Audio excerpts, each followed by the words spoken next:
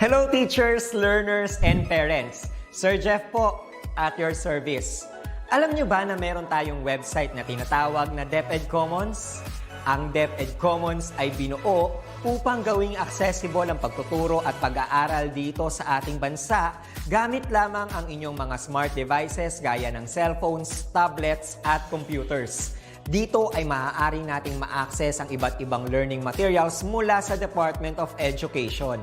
Meron itong mga interactive materials, electronic self-learning modules, at instructional video lessons mula sa DepEd TV na tiyak na makatutulong sa pag-aaral ng mga mag-aaral galing ka man sa public o private school. Walang problema dahil welcome ang lahat dito. Para ito sa mga guro, magulang at mga mag-aaral mula sa kinder hanggang grade 12, alternative learning system o ALS, at pati na rin ang special education. At huwag kang mag-alala dahil kahit walang load ay maaari mong ma-access ang mga learning materials. Tama! Libre ito. Ang kailangan mo lamang gawin ay i-on ang iyong data at buksan lamang ang iyong browser at i-type ang commons.deped.gov.ph. Alam na ba ng iyong mga kasamahang guro o mag-aral ang tungkol sa DepEd Commons? I-share mo na ang video na ito upang matuto rin sila kung paano gagamitin ang DepEd Commons sa mabilis at napakadaling paraan. Muli, ito po si Sir Jeff at kita-kits po tayo sa DepEd Commons. Paalam!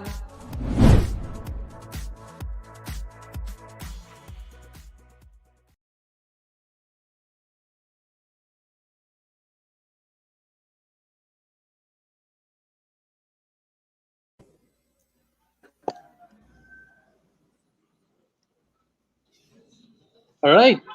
So good afternoon po once again, dear learners, parents, and teachers. How are you guys doing? I hope that you guys are doing well at this very moment. I'll be with you and together with, of course, our tutor, Jess Lechido. Good afternoon po, sir. Good afternoon, sir. Okay, good afternoon, class. How are you today? Of All course, right. yes, sir. Okay, sir. Okay, sir. So I'll be, of course, playing our PowerPoint presentation. Our subject Yes. is indeed reading and writing with, of course, Sir Jester at ako lang makakasama ninyo din para sa ating pangsalo, ika nga. Okay. Okay. All right. So as we have said, kanina lamang, our subject is reading and writing skills. Ito po ay para mahubog lalo ang inyong kakayanan sa pagsulat and of course sa pangunawa or comprehension. Ayan. Particularly mga senior high school learners natin. Okay, so we are already on the third quarter for this quarter. Yeah. Okay. So our lesson is indeed organization and coherence and cohesion. Sir Jess. Okay. Okay. All right. So thank you so much, sir, for assisting me here in our technical process. So good afternoon, everyone. Good afternoon to all of you and to all the parents and to all the students who are there in their homes, no, respective homes. So thank you so much for attending this class. So once again, so as what tutor Jester introduced to you about the subject, and we are now in our week 3, quarter Yes. 3 of reading and writing skills for senior high school. Thank you so much, sir. Next, sir. You're most welcome, sir. Okay. All right. How are you today, class? All right. So, but before that, let's have a shout out, no, from our comment box here. We have Franco Emil Lucena. So, good afternoon, po. And we have from Zamboanga del Sur, Raymer B. Fate or Faith. So thank you so much po. And also we have from Zoraida Santa Ana Angeles. Thank you so much for watching. All right, so after going through this lesson, you're expected to, number 1, determine the beginning, Yes, middle, sir. and end of the story read. Okay, Correct. for number 2, we have write the episodes of your life from childhood to young adulthood using a graphic organizer. Number 3, organize ideas using proper transitional devices. Yes, sir. That's Next, really sir. important. Yung mga transitional Yes. devices natin, when we are Mm-mm. writing, magagamit talaga natin yan para maging mas Yes. mabulaklak ika nga ang ating mga sentences. Yes. Para ma-organize din, no? Paano Yes, natin sir. gawin yung ating text. Sige, sir. Proceed tayo. So, number 4, construct a coherent and cohesive paragraph. Okay. Next is number 5, determine the essence of proper language use in written texts. Number 6, evaluate a written text based on the appropriateness of language use. Number 7, utilize writing prowess through practice skills in grammar. And number 8, use proper mechanics in writing such as spelling, punctuation, and capitalization. So, importante talaga yan. And also And our paragraph development. so yun ang mga elements para makabuo daw tayo ng Oh, magandang sulat, yes. sulatin. Okay. Oo. Actually, sir, yung nakaraang linggo, nilakay namin yung mga patterns, no, of the process development in terms of writing. So, alam na nila, review na natin yan last time. And this time, we will review the last lesson that we had last meeting. All right, so this Correct. module 2 is divided into 4 lessons, namely lesson 1, organization. Lesson 2, we have coherence and cohesion. Lesson 3, that is language use. And number 4, sir, we have The mechanics, indeed. mechanics. Okay, so the last. Okay, So, so meron thank you, tayong sir. drill. Yes, meron tayong review ngayon, okay? So, please class, complete the statements to up your key learning for this lesson. Okay, so for number 1, you write your answers based from your previous knowledge or as a review from our last discussion we had last week, no? So, please, you can comment down below in our comment box so that you will have your answers and we will read your answers, no? Kung tama ba yung mga answers natin dyan. All right, for number Alright. 1, it is a type of paragraph development that focuses on presenting points of view. So what do you Number think is the 2, answer? what do you think is the answer? All All right, right. class? Who are there answering in our comment box? Okay, sir, please reveal now the answer. Okay, let's reveal the All answer. It's right. indeed persuasive. Okay, it is persuasive. Very good, sir. Parang You get the correct pag answer. sinabi natin persuasive, sir, parang Yes, we pag are sinas convincing, di ba?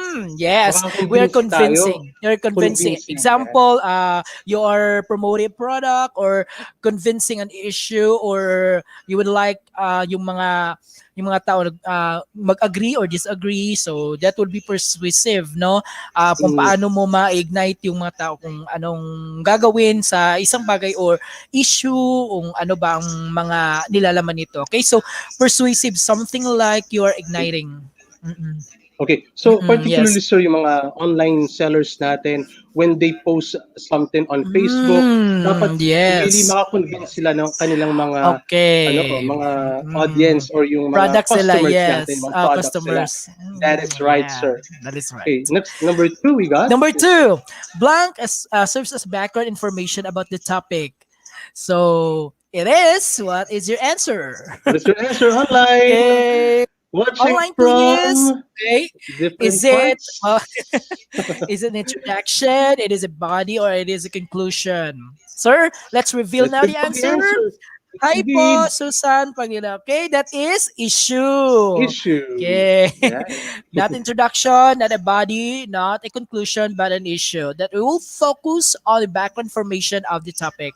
Without that issue, we can no longer write something about it. Okay, so it is Nice important that one. you find a good issue, no, especially that is timely and relevant. Yeah, definitely, sir. Thank you. Mhm. Okay, sir. Let's proceed now to number 3. All right. I have It revealed is already the answer, sir. Sorry. all right. So, in one's claim or position that can either support or reject the issue previously stated, that is argument. Okay. Yes. After an issue, there should be an argument. So, meaning there would be people that are in affirmative side, or there would be people in the negative side. So it could be a part of a learning that can students can decide their own what would be their perspectives and what would be their sides of the better, which is good and which is not really good. So it's up to you. Okay, that is argument. That's right. Okay, So let's proceed with next number number four, four. sir. Okay, so number four, arguments shall be supported, well researched. Blank. Okay, anong hinahanap natin? Dapat, okay, kung meron tayong issue, meron tayong argument, anong hinahanap dapat? Okay? Sir, so let's have It's reveal the answer, indeed sir. This is evidences. evidences. So that is factual, no? And there should be truth to that information. So hindi haka-haka lang. So there should be factual. Okay. Next, number Okay. five, sir. Watching from Restating the Leyte. main argument. Batiin daw. Okay. Sino ba Yes. taga Leyte, sir? Si si Sir Orly daw, Pasingya from Leyte. Hello po. Thank you Nasagot so sila much on po. our activity. Sir, number Oo. 5. So, number five po natin. Restating the main argument of the text will be the end of the text. Ano yan? Okay, anybody from It's the group? Okay, that is conclusion. All right, that is yes. conclusion. You're stating, okay? So from the introduction body up to the conclusion, okay, you were stating an argument, okay, up to the end of the text. So thank you so much watching from Bacolod City Division, Negros Occidental, Lily Rose Delphine. Thank you so much po for watching. Argument. Thank you so much, Krista Joy. Okay, that is correct. Okay, sir. So let's proceed now. That would be part of our review. And why is it we include this one? Because this would be part of our lesson for today. And as we all know, persuasive can be okay associated with argumentation, argument, exposition. Okay, what else, sir? Next, we have discussion, we have review, and our last is advertisement. Okay, All so right. thank you. That is part in our persuasive speech or text. Okay, next, sir. Can you still remember the following guide questions in constructing a persuasive text? Okay, can you still remember? I know you have your modules. Okay, you will be guided with your modules. Okay, actually, we're using the Fibot module from Collaboration. Thank you so much for the writers. So this, okay, thank you so much, Aaron. Okay, from Balata High School, Quezon City. Okay, so next, sir. All right, these are the questions. What is the issue? What is your position or opinion? What is the opposing position or opinion? So as what I have said, we should include or first is the issue. Second is your position or opinion. Next is the opposing position or opinion. Next, sir. I know you have this one in your APP, okay? So English for academic and professional purposes, position Purposes. paper. Yes. So what are some reasons for your position or opinion? Okay? There should be factual evidences. And what are some cases or examples that support this? Thank you so much, sir. So next. All right. Are you familiar with the Star Cinema's 7 Sundays? Okay, so this is a local movie Yes. features famous celebrities, right? So we have Yes, these sir. famous celebrities. This is a ano ito? Local movie, no? In our place in Local here in film. our Philippines, film. Okay, so if familiar kayo Kung di ito, ko sila nagkakamali, Aga sir, Mulak. it's all about family Yes, drama, sir. Tama po ba? family drama, yes. This family drama. Okay, we Yes. have Agamulak, Dingdong Dantes, Christine Reyes, Enrique Hill, Ronaldo Valdez, Jester, just a joke. Okay, and tutor just joke. Okay, so those are feature celebrities, no, cast in the 7 Sundays. Next, thank you, sir. Next is directions now. Inside the succeeding text boxes are three different situations from the movie. Now read and analyze each event to determine which comes first, second, and last, or next and last. So I'll be reading to you number one. When the four children learned about bad news that their father was diagnosed of a lung cancer, they at once decided to pay their father a visit by sleeping overnight under the same roof. Okay, next, sir. Next box. The widowed father of the Boniface family, Manuel, was diagnosed with lung cancer by the family physician. What saddened Manuel was doctor's prediction that he had, okay, sir, only about 2 months or roughly 7 weeks to live. All right, that would be our second in information in the box. Next, the situation now. After his birthday with his nephew, June, because no one among his children showed up, Tatay Manuel received a call from family doctor telling him of good news that he was not terminally ill. So yun ang nangyari sa situation, di ba? So makarelate ito si Sir Jester at saka yung iba pa nakarelate na nakakita nitong Seven Seven Sundays. Sundays. Okay. So now, I have an activity. How do you think are the scenes arranged in the movie? Paano ba nila ina-arrange yung sequence? Okay? So tingnan natin. Sir. Okay, Sa so pagkakasunod-sunod natin, ano, sir? all right. Ayan. Okay, so directions. Ito yung tanong. Complete the following. Event number is the beginning because blank. Event Because, number blank because middle. Okay, middle because event number blank is the ending because so ano man nakita ninyo na yun ang first, yung ating beginning, yun ang ating middle at saka yun ang ating ending. So as what you have read no in your module or what you're reading now in your module, so you can identify now which is the beginning, which is in the middle, and which in the ending part. and, yes. Okay, next, sir. All right. So, sir. Let's All review. right. So, event number 2 is the beginning because the story starts when Manuel, the patriarch of Boniface family, is diagnosed with lung cancer. So, that would be our beginning. Next, sir. Thank you so much. Live na nanonood ngayon sa Soldiers Hill Elementary School na si Dina Marfel Olivario. Thank you so much po. And we have from Pampanga, Vion Kurt Malayari. Thank you so much. Thank you Krista so much. Joy. Tingnan natin Krista Joy. You have good idea but try to think what would be the first, okay, which would be the beginning, the body, or the middle, and the end. According to Krista Joy, third, second, first. Mhm. But we try to think, review, okay, which would be the first, no, the beginning of our, what do you call this one? Yung nauuna natin na nangyari, okay? Event, So yes. event, yes. Good Sige, afternoon sir. to Ma'am Ikaw natin, sir. Dimandal from Taal Mhm. Senior High School. Thank you so much po. So, we got the event Sige, number sir. 1. 3. Okay, Number 3 event na number po 1 tayo. natin. So, 3 tayo, number sir. 2, 1, and number Okay. 3. Yung event ending number na. 3 is the ending natin. Because, what is that, sir?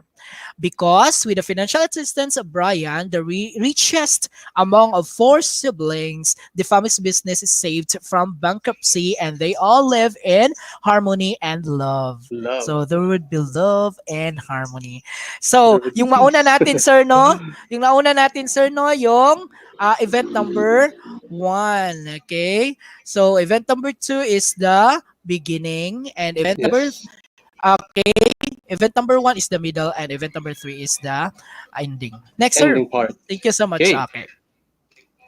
Next, okay. Thank you so much. You have your good idea, Crystal. Okay. Next, we have a well-organized piece of writing is not only clear but also logical and aesthetic. Existence of organizational markers and coherent flow of ideas are typically the focus of evaluation of writing. That is according to the Yogbell 2016. Next, sir. Okay. In writing an essay, or a story, it is necessary for students like you to identify the sequence of events from the beginning to the end.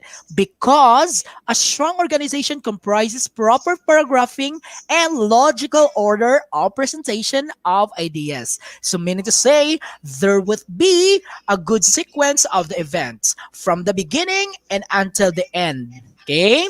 So we Yes. will be helping that one by other transitional device later on that I'll be discussing to you. Okay, so you are introduced to the lesson by sequencing events to help you understand how to organize your understanding of the text of a story, or then later to apply it in your own composition. Okay, thank you. Next, sir. Now I have an activity. You read the excerpt of the film review lifted from Leon Hart .NET 2017. Then this record the sequence of events of a graphic organizer. Okay, do you know a graphic organizer, class? Okay, so graphic organizers are those. Okay, you will put your information there. Okay, in a capsulized form, no. So hindi kayo mahirapan uh, with your Sequencing. with your Yeah. sequencing or any detail, no, that The comprises your idea. concepts idea. Yes. Okay, so this Kahit na is anong, a sir, movie. kahit na anong graphic organizer, pwede na nilang gawin, ano? Yes, sir. Okay. Meron tayo iba-ibang mga graphic organizers. Concept maps, Yes. diagrams, It's up ano to pa them yun, na mga... lang. It's up to them then based on the information that we will be writing. Okay, this is a movie Yes. review, 7 days, excerpt. So, andyan naman yan sa inyong module. So, this would be a review or a detail, no? Our sequence of the events of this review, 7 Sundays. Next, sir. Okay, so let us see. Okay, now this is the directions. On a separate sheet of paper, use the graphic organizer to show the order of events recounted in the film review. So you reread the excerpt of that event in the scene or in the movie, no, in the movie 7 Sundays. Then this would be kind of our graphic organizer, the timeline organizer. Let's have the beginning, let's have the middle, and let's have the ending. Okay? This will fit our story. This would fit the organizers to our story because we are stating a story. Okay? Directions. Next, sir. You complete the following statements for you to remember the most essential takeaways from the lesson. Okay? So, I have here information statements. Then we will answer based from what we have learned and understood. Okay? So, anybody from the group of the class who can answer this one? So, for number one, a well organized piece of writing, blank, blank, Blind and blank. and blank. Okay. So what would be your answers for that? So as what I have revealed to you last time, this would be it just should be clear. Next, sir. Logical. Ano ito? Logical All right. So and logical and aesthetic. aesthetic. Next, sir. In writing a story of an essay, it is necessary to identify the blank of events from the beginning to the end. Okay. From the beginning to the end. Ano yan? Okay? What is your answer? It's Let's reveal sequence. na. Sequence. Thank you so much, sir, for responding. So I do hope Sequence. that all our students have learned, no, after all, with our discussion. Next. A strong organization comprises proper blank and logical blank of presenting ideas. Okay, sir, what is the answer? Thank you so much, Jeff Simihares. You got a correct answer. That is sequence. Paragraphing and logical. It starts with letter Order. O. Order. If Yes. we have this proper paragraphing and we have this order, then you will have your good presenting of ideas. Definitely. Okay, sir. Thank you. That is for organization. Okay. So directions, this would be part of your what can I do? Using a graphic organizer, write an episode of your life by providing events beginning from childhood to young adulthood. Then you provide a catchy title for your story. Okay, next, sir. And this would be ano ito? Format. Okay, you have Format. your title, you have your date, and you have your events. And this would be part of your reading, right? Okay, this will be part of your reading because we have this dear no about reading. And we'll know about reading and review about something stories or any events or issues. Okay, sir, next.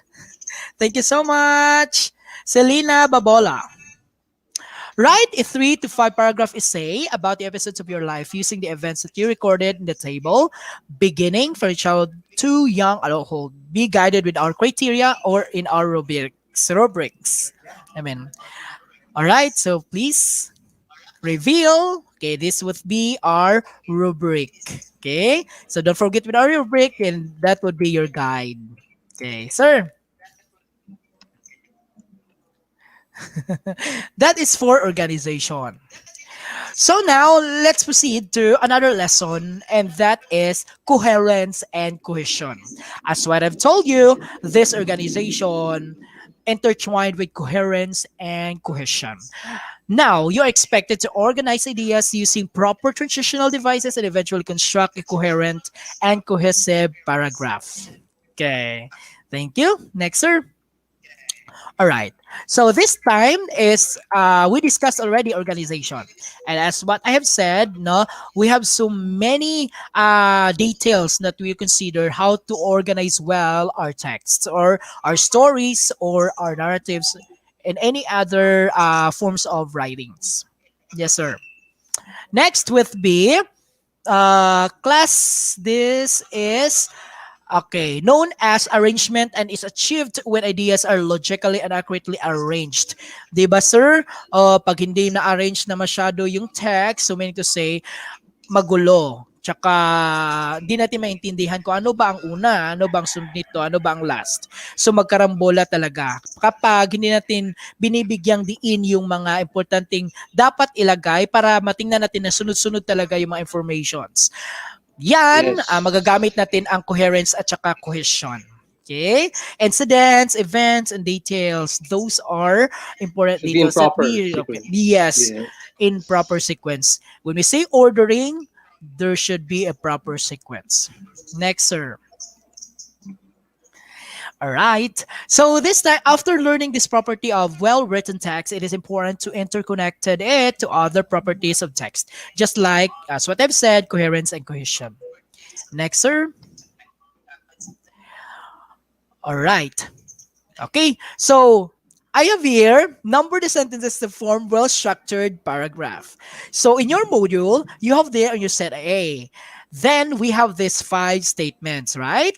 So we will be finding, okay, the number one here. Which among this is number one event that which comes first. Okay, let's try Which was the to first, second, third, fourth, and the yes, last one. first, second, third, fourth, and the last one. You Para mabuo can natin. comment down below. Yes, Okay. no. You can para mabuo natin yung well-structured paragraph. Okay, sir. Pwede So for nilang number can one, reading, ano? yes. Can reading na lamang. Naintindihan na talaga. Oo. Sige, Okay. sir. So So let's what is have the first one? Yeah. the first one, sir, is letter C. Okay. It was Yes. 2 o'clock in the afternoon when Angelica called me over the phone and said that she was waiting for me at 7-Eleven to store together with our other friends. Sino ba sa inyo pupunta sa 7-Eleven? Okay. So yan, no? Example ng event. Para makarelate tayo. Next, sir. Yung number 2 na event na nangyari. All right.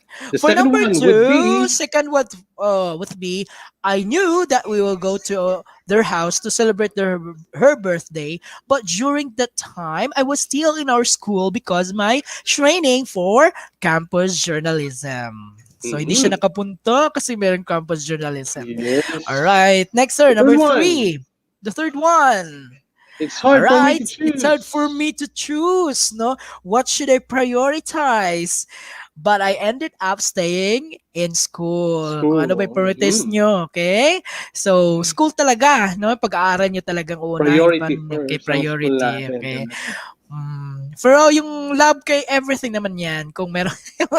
Alright, so andyan lang Pag-aaral yan. muna. Okay. Study first. Yeah. Okay. It adds with our inspiration, no, to do better, no? That is our Motivation na din as motivation. well. Yeah. Yes, as well, motivation. Good, sir. Thank you so much. Number 4, on the next day, I saw her inside a room, and it seemed that she did not want to look at me. So, meaning to say, Oh. nagtampo yung she natin dyan. So, sino nagtampo? Nagtampo kasi hindi pinuntahan sa kanyang birthday, right? Alright, number 5, yung last natin na event, sir.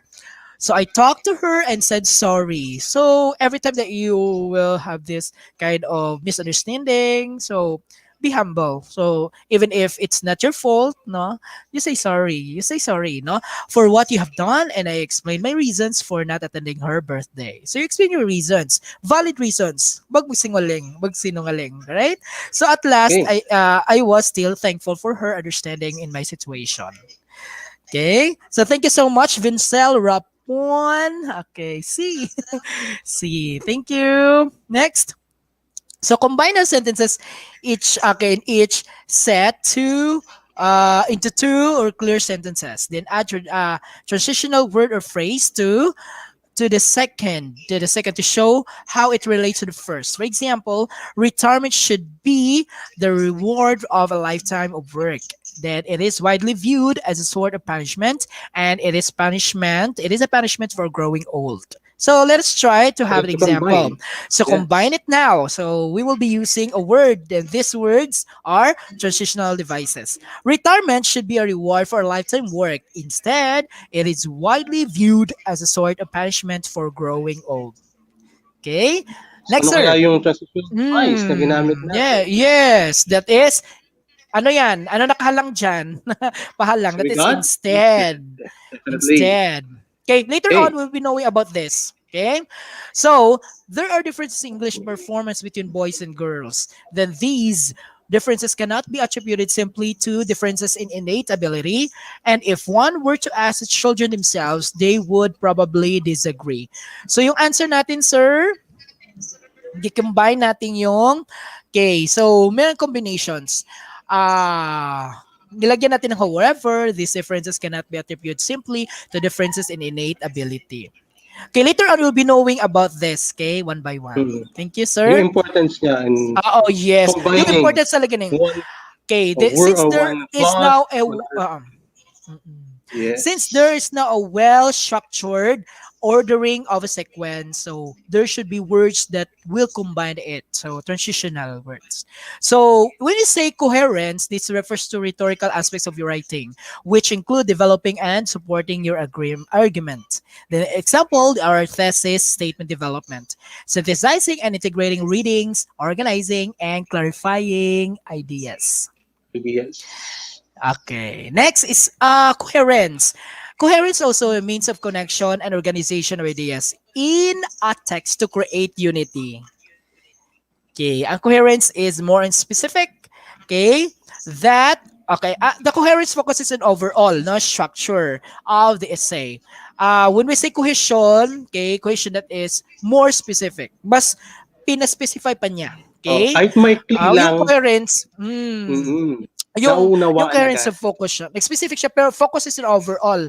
But in cohesion, maunawaan natin because more specific kasi mamaya tingnan natin kung ano why is it more specific. No, it pays attention to links between words and sentences. Okay, sir. We will be using now the conjunctive adverbs, or we'll know that adverbial conjunctions. That is transitional devices. And this comprises the cohesion also. Okay? That simplified definition of the function. Okay. Okay. Yan. Alright, ito nga yung sinasabi ko. We have this addition, comparison, contrast, emphasis, example, illustration, summary. Then we have these words that we will be using, no, in order for identify what are those statements that will be connecting na mamatch talaga yung ating mga sentences from its independent subordinate to dependent subordinate. Okay? So yan yung Okay. purpose ng ating mga yung paggamit ng transitional devices or cohesive devices. So, Okay, pwede nila sir? itong i-screenshot para ma-save Oh, nila pwede natin in mag-screenshot, sir. sulat sila. Okay. So aside from you have your modules, you can have your screenshots, okay? So pwede naman nila ito Yes. mabalikan kay Yeah, mababalikan nila yan, of ma-play naman course. nila ito. Okay. Nasa So module thank naman pala you. talaga ito. Yes, yes, sir. Module naman talaga ito. Okay, next is, okay, combine each pair of sentences by changing one sentence to subordinate clause, then use an appropriate subordinating conjunction to link the idea. So meaning to say, so as what I have said, you will use those conjunctive adjectives or conjunctions, transitional devices, no? Transition, okay? Then you will have your one good details or sentences or statements out of these two ideas, no, or statements. So sample number one, I got tired. Then It was so second late. statement is it was so late. Then the answer would be I got tired because it was so late. Late. So So number one, from two sentences, mm-mm, ginawa na lang natin siyang as one. as one. So as what I've said, Yes. pwede natin i-combine yung independent clause, independent and dependent clause, yung subordinate at saka yung dependent and dependent. All right? So I was studying my lesson. I heard a loud crash in the next room. So two statements sa'yo dito. Okay? So, paano natin combine? Later on, malaman natin yan. Number two, I pulled the blankets on my bed that I was afraid. Number three, I finally got up from where I was sitting. Then I heard the cats meow. Okay, so let us see what would be the answer. Velma Bujao, good afternoon, and also Vincel Rapun from Balian National High School. Thank you so much for watching. I know you are following with me, okay, right now. I was studying my lesson when I heard a loud crush in the next room. What is our conjunctive adjective, conjunctive or cohesive device that we'll be using? Okay, we have when, the number two is because, the number three is after. Okay, next, sir. All right, pa-end na tayo, no? So this would be our 4 to 5. And let's continue the story by completing the sentences. I went to get a broom so that, the number 5, I did not get very much sleep that night because. Okay, sir, Mhm. continue. Continue, sir. All right. What would be Have the the answer? answer. So the floor will be cleaned.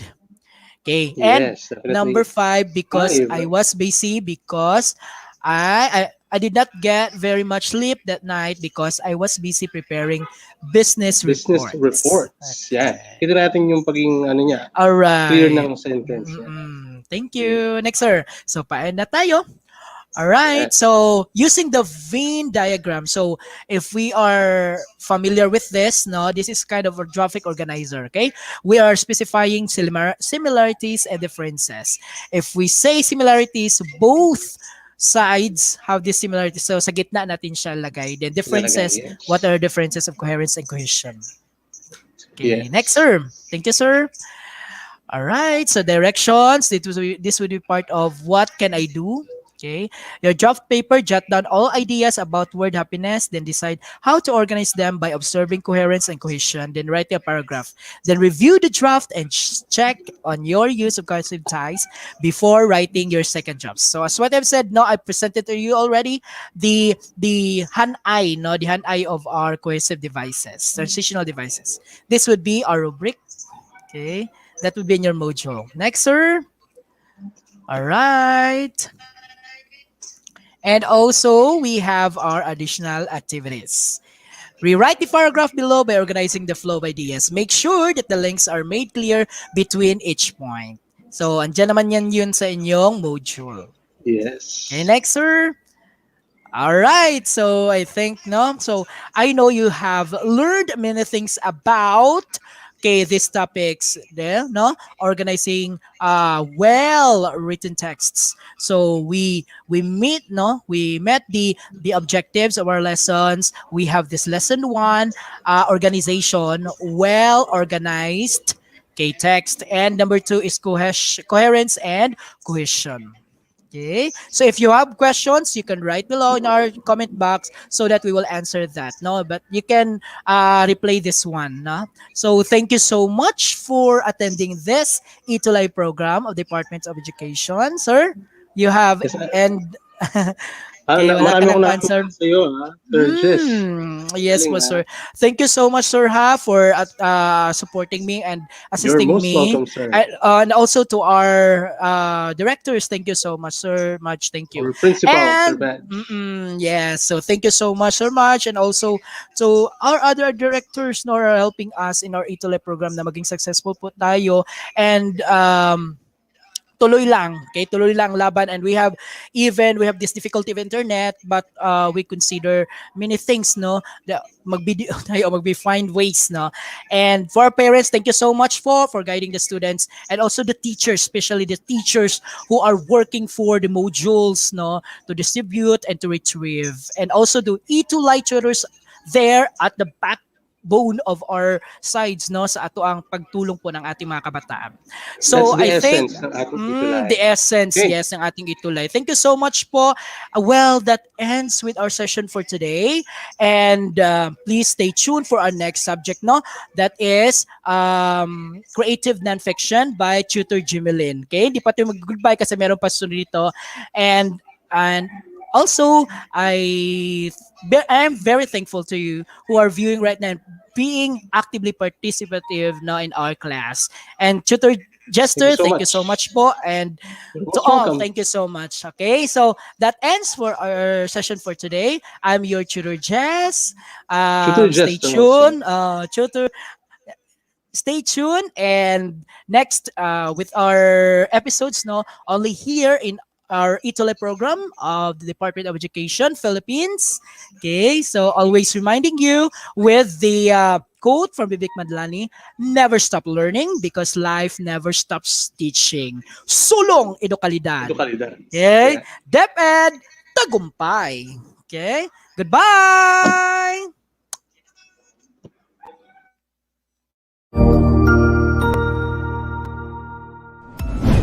Sigurado ako na marami ka na namang natutuhan sa ating ETUlay tutorial session ngayong araw. Tandaan, ito ay hindi lamang para sa ating mga mag-aaral, kundi pati rin sa ating mga minamahal na guro at mga magulang na kaagapay natin para maituloy ang pagkatuto sa kabila ng nararanasang pandemya. Patuloy ding sumubaybay sa DepEd TV para sa mga araling ginawang video episodes. Mapapanood ito mula Lunes hanggang Sabado, alas 7 ng umaga hanggang alas 7 ng gabi sa inyong mga telebisyon. Abangan bukas mula 1:00 ng tanghali ang iba pang aralin sa ating ETUlay free online tutorial session sa Filipino. I-like and subscribe at manatiling nakasubaybay sa ating ETUlay tutorial session sa DepEd Edtech Unit FB page at Educational Technology Unit channel sa YouTube at sa DepEd Tayo at DepEd Philippines social media accounts. Paalam!